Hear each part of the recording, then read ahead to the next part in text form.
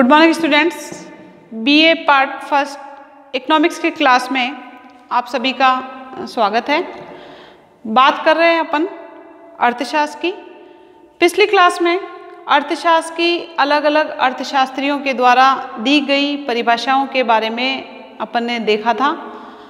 इसके अलावा आधुनिक अर्थशास्त्र के जन्मदाता के बारे में मैंने आपको बताया, उनकी प्रसिद्ध पुस्तक बताई थी।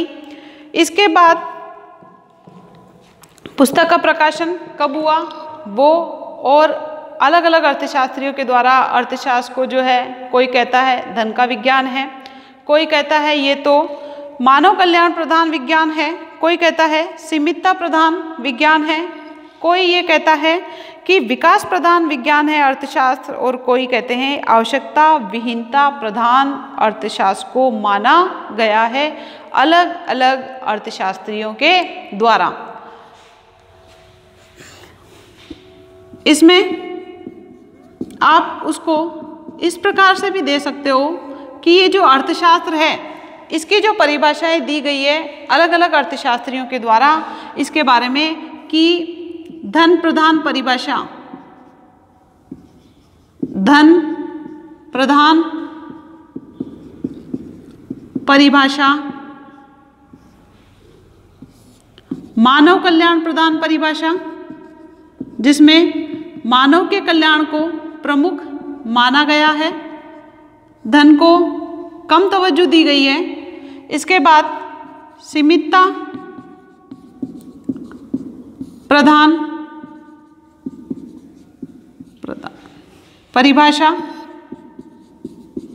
जिसमें सीमितता को कि साधन सीमित है तो आवश्यकताएं हमारी कैसी होनी चाहिए, सीमित होनी चाहिए। तो उसके बारे में बताया गया है। एक अर्थशास्त्री कहते हैं कि अर्थशास्त्र तो विकास प्रधान माना गया है, और एक और जो अर्थशास्त्री है वो कहते हैं अर्थशास्त्र तो आवश्यकता विहीनता, आवश्यकता विहीनता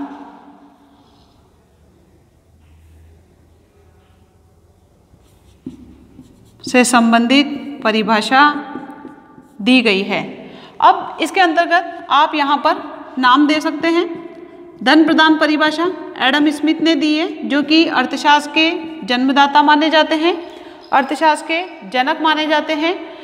ये आपके छोटे क्वेश्चंस आते हैं कई बार। मानव कल्याण प्रधान परिभाषा अर्थशास्त्र में किसने दी है, मार्शल ने दी है, कि आवश्यकताएं सीमित होनी चाहिए। मनुष्य की आवश्यकताएं अगर लगातार बढ़ती रही तो वो कितना भी पैसा कमा ले वो संतुष्टि उसे प्राप्त नहीं होती है।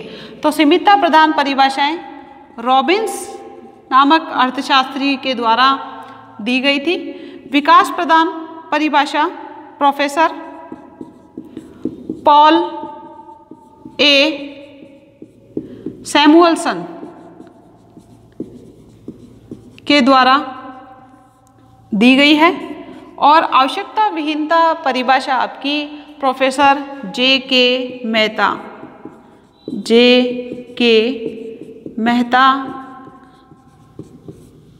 के द्वारा दी गई है। तो अलग अलग अर्थशास्त्रियों ने अलग अलग परिभाषाएं इसके अंतर्गत दी है। ये आपको पता होना चाहिए। धन प्रदान परिभाषा किसने दी है, मानव कल्याण प्रदान परिभाषा किसने दी है, सीमितता प्रदान, विकास प्रदान, कि देश का विकास करना ही अर्थशास्त्र में शामिल किया जाता है। यह अर्थशास्त्र का जो उद्देश्य होता है डेवलपमेंट करना, विकास करना होता है। ये सारी चीज़ें आप एक बार नोट डाउन कर लीजिए या स्क्रीनशॉट ले लीजिए। बात करेंगे फिर अपन अर्थशास्त्र की शाखाओं की, कि अर्थशास्त्र की दो प्रमुख शाखाएं होती है, उसके बारे में मैं आपको बताऊंगी। लेकिन इससे पहले आपको ये पता होना चाहिए कि अर्थशास्त्र में उत्पादक, उपभोक्ता, वितरण, राजस्व ये क्या होते हैं। अर्थशास्त्र का क्षेत्र है, अर्थशास्त्र का क्षेत्र है, अर्थशास्त्र के क्षेत्र को 5 भागों में बांटा गया है। उत्पादन,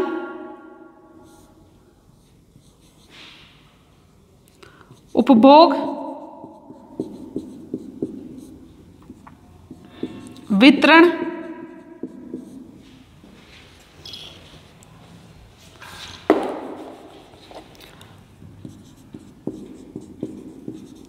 उत्पादन, उपभोग, वितरण,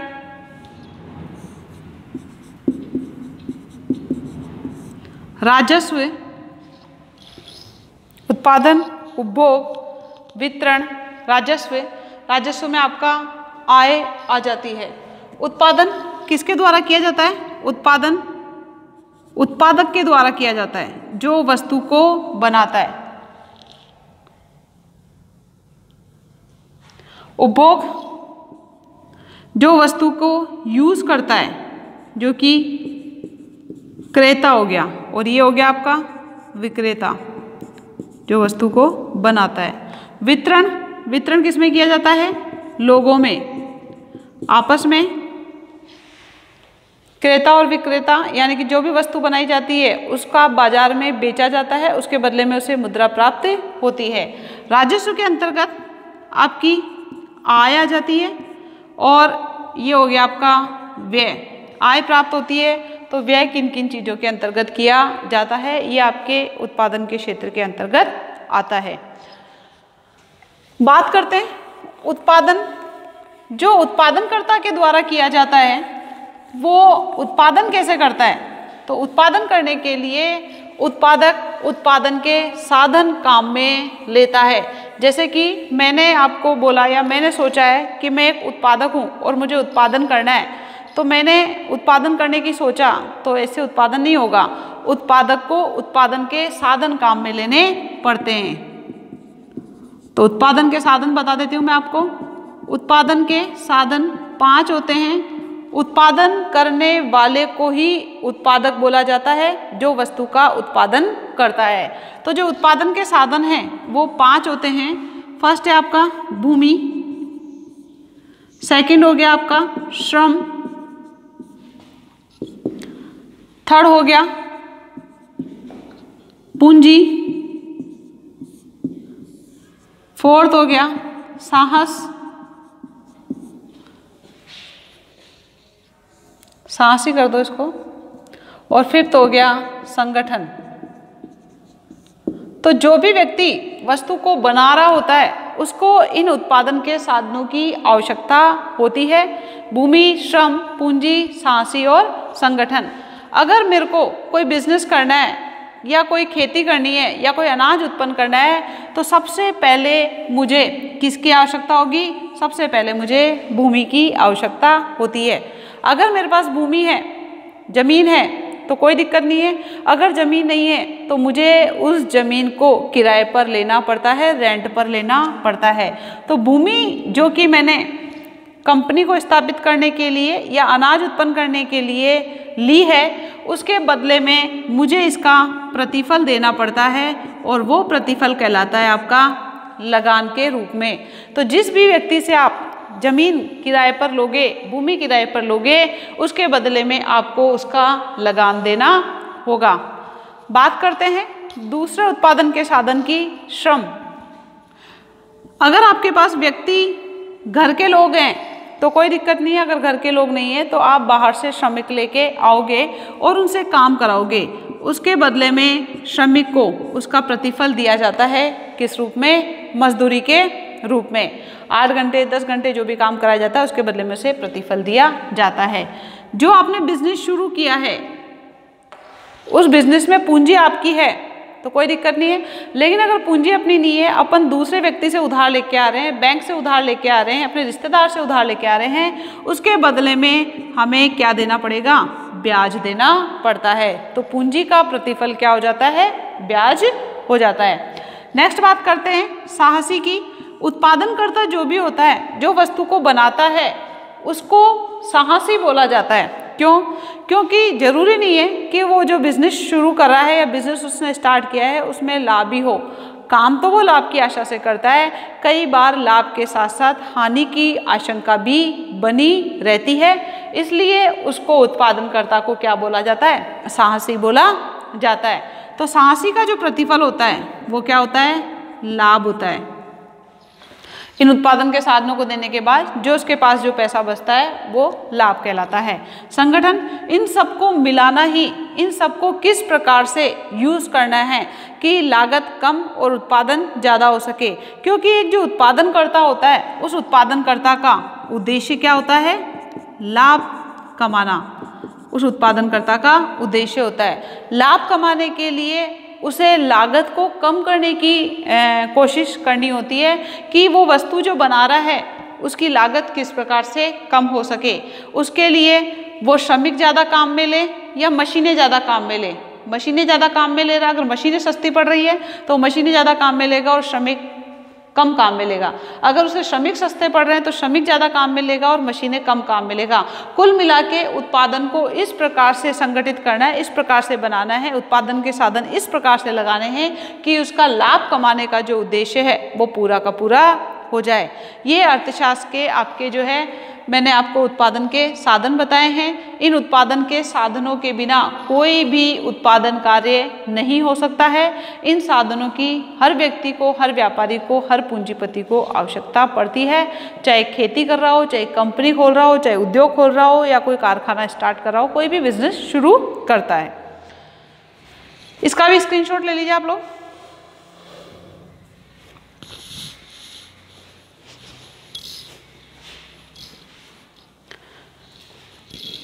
ये उत्पादन के साधन है। कई बार छोटा क्वेश्चन पूछ लिया जाता है कि उत्पादन के साधन बताइए, या भूमि का प्रतिफल क्या है, श्रम का प्रतिफल क्या होता है, पूंजी का प्रतिफल क्या होता है, या साहसी का प्रतिफल क्या होता है, किसी भी प्रकार से। अब बात करते हैं अर्थशास्त्र की। अर्थशास्त्र की दो प्रमुख शाखाएं हैं। अर्थशास्त्र को दो भागों में बांटा गया है। तो अर्थशास्त्र की दो प्रमुख शाखाएं हैं। एक तो है आपकी व्यष्टि अर्थशास्त्र। ये आपका फर्स्ट टॉपिक स्टार्ट हो गया यहाँ से, व्यष्टि अर्थशास्त्र। टॉपिक का नाम व्यष्टि व समष्टि अर्थशास्त्र का परिचय या अवधारणाएं, कुछ भी लिख लीजिए। टॉपिक का नाम है आपका व्यष्टि अर्थशास्त्र व समष्टि अर्थशास्त्र का परिचय व वास्तविक व आदर्शात्मक अर्थशास्त्र। तो अर्थशास्त्र को दो भागों में बांटा गया है, व्यष्टि अर्थशास्त्र और समष्टि अर्थशास्त्र। समष्टि अर्थशास्त्र, अर्थशास्त्र को जो दो भागों में बांटा गया है, व्यष्टि अर्थशास्त्र और समष्टि अर्थशास्त्र, इसको सबसे पहले 1933 में प्रसिद्ध अर्थशास्त्री रैगनर फिश ने अर्थशास्त्र को दो शाखाओं में विभाजित किया था कि अर्थशास्त्र की दो शाखाएं होती है, व्यष्टि अर्थशास्त्र और समष्टि अर्थशास्त्र। 1933 में, ध्यान रखिएगा। अब व्यष्टि अर्थशास्त्र में क्या क्या आता है, समष्टि अर्थशास्त्र में क्या क्या आता है, इसके बारे में अपन अध्ययन करेंगे। व्यष्टि अर्थशास्त्र और समष्टि अर्थशास्त्र की बात करते हैं तो व्यष्टि अर्थशास्त्र के अंतर्गत एक व्यक्ति,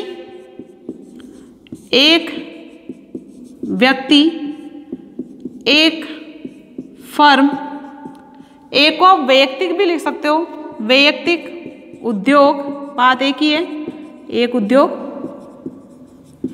एक व्यक्ति, एक फर्म, एक उद्योग। जहाँ पर एक शब्द आ जाता है, एक फर्म, वहाँ पर व्यष्टि अर्थशास्त्र हो जाता है। तो एक फर्म, वैयक्तिक उद्योग, परिवार,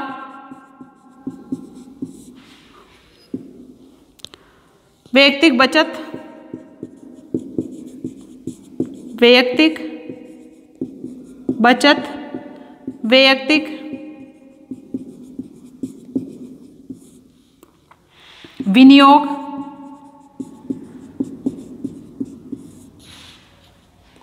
आदि व्यष्टि अर्थशास्त्र के अंतर्गत आते हैं। आदि व्यष्टि अर्थशास्त्र के अंतर्गत आते हैं। व्यष्टि का या व्यष्टि को माइक्रो इकोनॉमिक्स माइक्रो इकोनॉमिक्स बोला जाता है, जबकि समष्टि अर्थशास्त्र मैक्रो इकोनॉमिक्स समष्टि अर्थशास्त्र को कहा जाता है। तो व्यष्टि अर्थशास्त्र में एक व्यक्ति, एक फर्म, व्यक्तिगत उद्योग, परिवार, व्यक्तिगत बचत, व्यक्तिगत विनियोग आदि इन सभी का अध्ययन किया जाता है। ये सारी चीज़ें व्यष्टि अर्थशास्त्र के अंतर्गत आती है। यानी इन सभी, जहाँ पर आपका एक व्यक्ति आता है, व्यक्तिगत फर्म आती है, व्यक्तिगत उद्योग आता है, परिवार आता है, बचत आती है, व्यक्तिगत बचत आती है, व्यक्तिगत विनियोग आती है, आप बिल्कुल से समझ जाना कि ये कौन सा अर्थशास्त्र है, व्यष्टि अर्थशास्त्र कहलाता है। इसे कीमत सिद्धांत भी कहकर पुकारा जाता है। इसे क्या बोलते हैं? कीमत सिद्धांत। व्यष्टि अर्थशास्त्र को कीमत सिद्धांत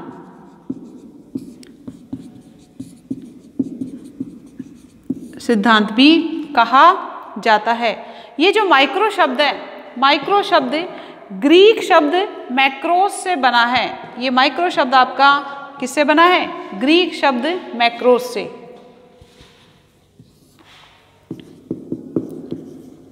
ग्रीक शब्द मैक्रोस से क्या बना है? माइक्रो बना है। माइक्रो का मतलब क्या होता है? सूक्ष्म या छोटा। क्या होता है? माइक्रो का, व्यष्टि या माइक्रो का अर्थ होता है सूक्ष्म या छोटा बोल दीजिए, लघु बोल दीजिए, कुछ भी बोल दीजिए। छोटे लेवल पर जो अध्ययन किया जाता है वो व्यष्टि अर्थशास्त्र कहलाता है। इसलिए माइक्रो सूक्ष्म, छोटा या लघु होता है। मैक्रो की बात करते हैं तो मैक्रो जो है, समष्टि का मतलब क्या होता है? इसके अंतर्गत संपूर्ण अर्थव्यवस्था का, संपूर्ण अर्थव्यवस्था का अध्ययन किया जाता है। संपूर्ण अर्थव्यवस्था का अध्ययन किया जाता है। और संपूर्ण अर्थव्यवस्था जो होगी वो बड़े लेवल पर होती है, अर्थात बड़े समूहों का जहाँ पर अध्ययन किया जाता है वो आपका समष्टि अर्थशास्त्र कहलाता है। इसके अंतर्गत कुल बचत, जितनी भी टोटल बचत होगी, कुल उपभोग, जितने भी अर्थव्यवस्था में उपभोग क्रियाएं होगी, कुल विनियोग, कुल को आप राष्ट्रीय भी लिख सकते हो, कुल विनियोग, राष्ट्रीय आय, पूरे राष्ट्र की जो आय होगी, राष्ट्रीय उत्पादन, जहाँ पर कुल या राष्ट्रीय आता है वो आपका समष्टि अर्थशास्त्र हो जाता है। कुल विनियोग, कुल बचत, कुल फर्में, राष्ट्रीय फर्में, कुछ भी लिख सकते हो आप।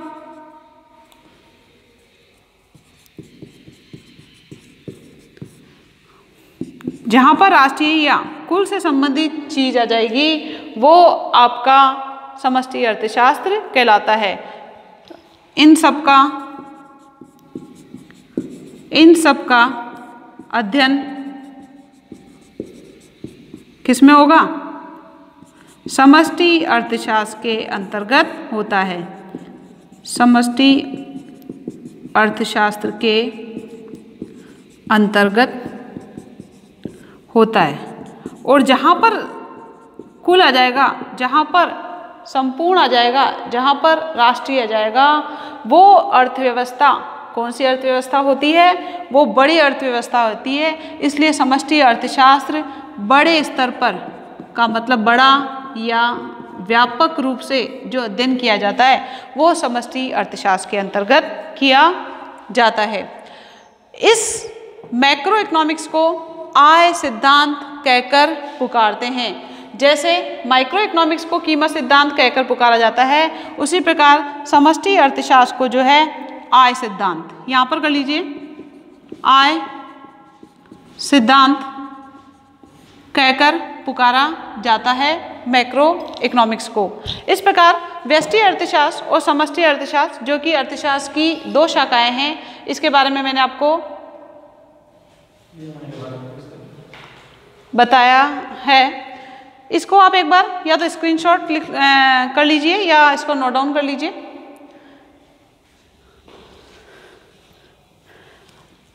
ये आपको समझ में आ गया होगा कि अर्थशास्त्र को दो भागों में बांटा गया है। ये जो अपना फर्स्ट पेपर है व्यष्टि अर्थशास्त्र, इस साल व्यष्टि अर्थशास्त्र माइक्रो इकोनॉमिक्स, इसी के बारे में अपन पूरे साल भर अध्ययन करेंगे। समष्टि अर्थशास्त्र आपकी सेकेंड ईयर के अंतर्गत आएगी, उसके साथ सेकंड बुक दूसरी आती है।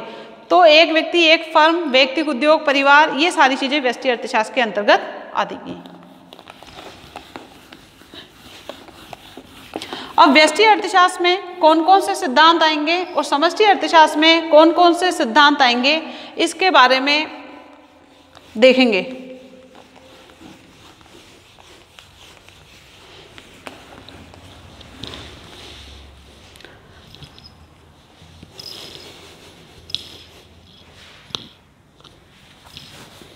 हेडिंग डाल दिए व्यष्टि अर्थशास्त्र के सिद्धांत, यानी व्यष्टि अर्थशास्त्र में कौन कौन से सिद्धांतों का अध्ययन किया जाता है।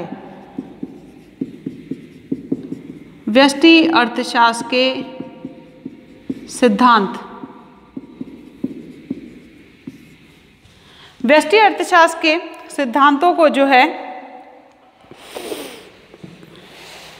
करने के लिए इसकी अपन एक पार्टीशन या इंडेक्स बना लेते हैं कि कौन कौन से सिद्धांत इसके अंतर्गत आएंगे।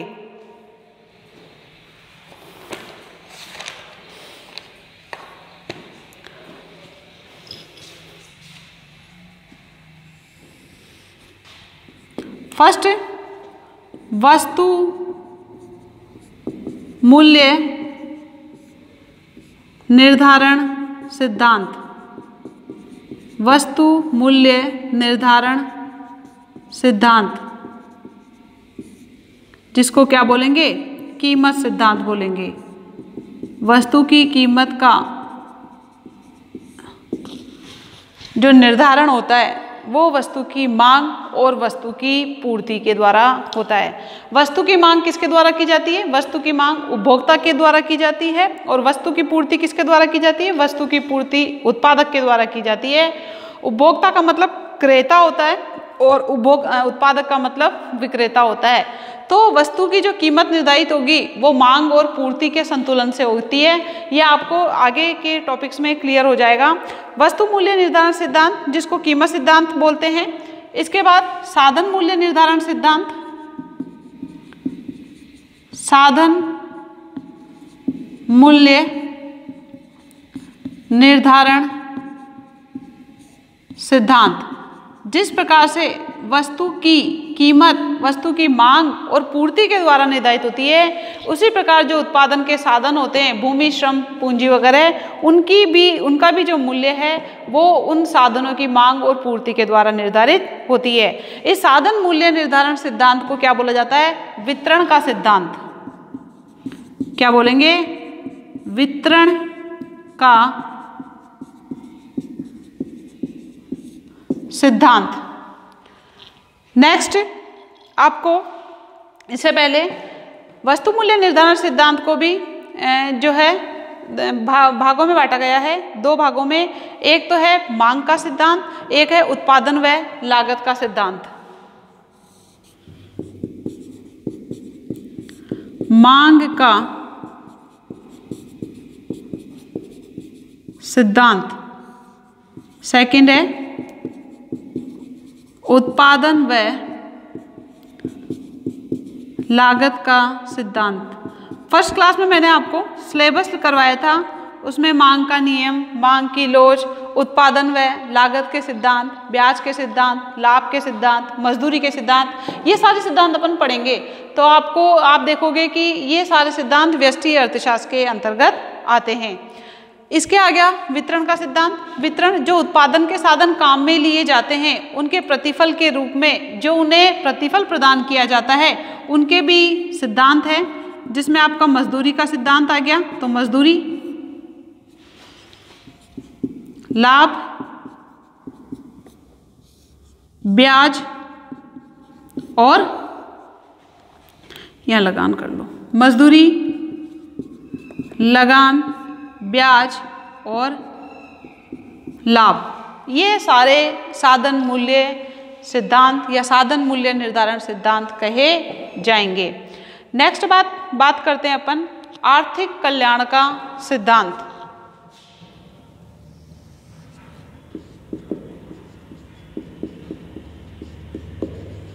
आर्थिक कल्याण का सिद्धांत ये भी आपके व्यष्टि अर्थशास्त्र के अंतर्गत आएगा या आता है कि व्यक्ति जो भी कार्य करता है वो आय को प्राप्त करने के लिए करता है और आय से उसकी आवश्यकताएं पूरी होती है।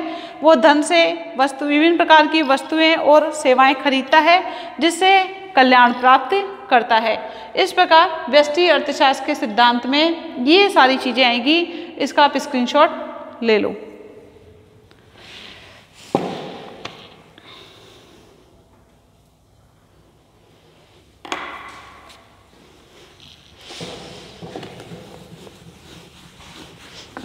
व्यष्टि अर्थशास्त्र के सिद्धांत के बाद समष्टि अर्थशास्त्र के सिद्धांतों की बात करते हैं कि समष्टि अर्थशास्त्र में कौन कौन से सिद्धांत आते हैं।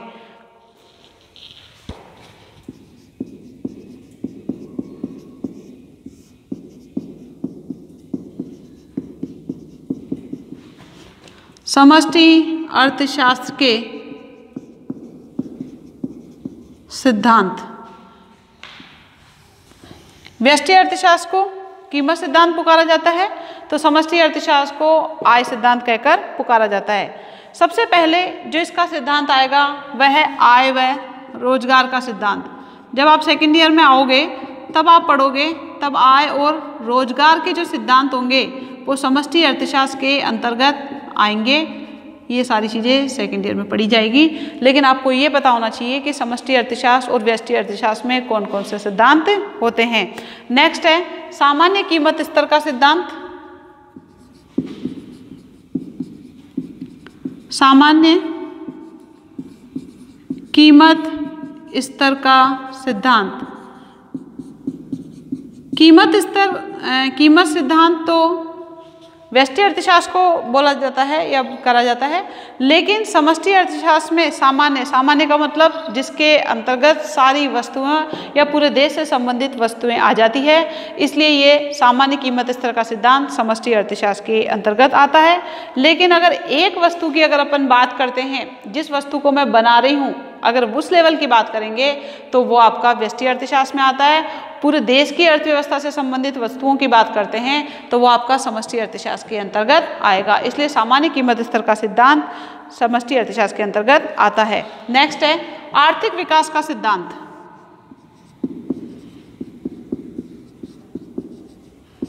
आर्थिक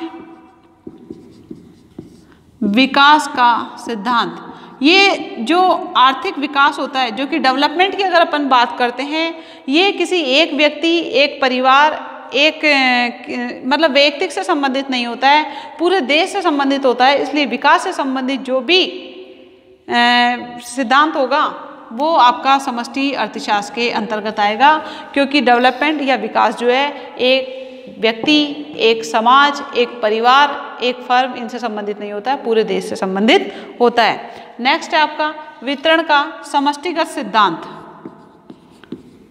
वितरण का समष्टिगत सिद्धांत, इसमें भी आपके सिर्फ कुछ चीज़ों को ही शामिल किया गया है। मजदूरी व लाभ के सापेक्ष अंश में, मजदूरी व लाभ के सापेक्ष अंश में, कहने का मतलब जो वितरण का अपन ने पढ़ा था, लगान का सिद्धांत, लाभ का सिद्धांत, ब्याज का सिद्धांत, मजदूरी का सिद्धांत, जो कि व्यष्टि अर्थशास्त्र में पढ़ा था। लेकिन वितरण का समष्टि का सिद्धांत, जहाँ पर समस्त मजदूरों की मजदूरी, समस्त उत्पादनकर्ताओं का लाभ से संबंधित सारी चीज़ें आ जाती है, जहाँ पर समस्त आ जाएगा, जहाँ पर कुल आ जाएगा, जहाँ पर समूह आ जाएगा, जहाँ पर राष्ट्रीय आ जाएगा, वो आपका समष्टि अर्थशास्त्र के अंतर्गत आ जाता है। इस प्रकार व्यष्टि अर्थशास्त्र और समष्टि अर्थशास्त्र के ये सिद्धांत थे। इनके बारे में आप या तो इसको नोट डाउन कर लीजिए या स्क्रीनशॉट ले लीजिए। नेक्स्ट क्लास में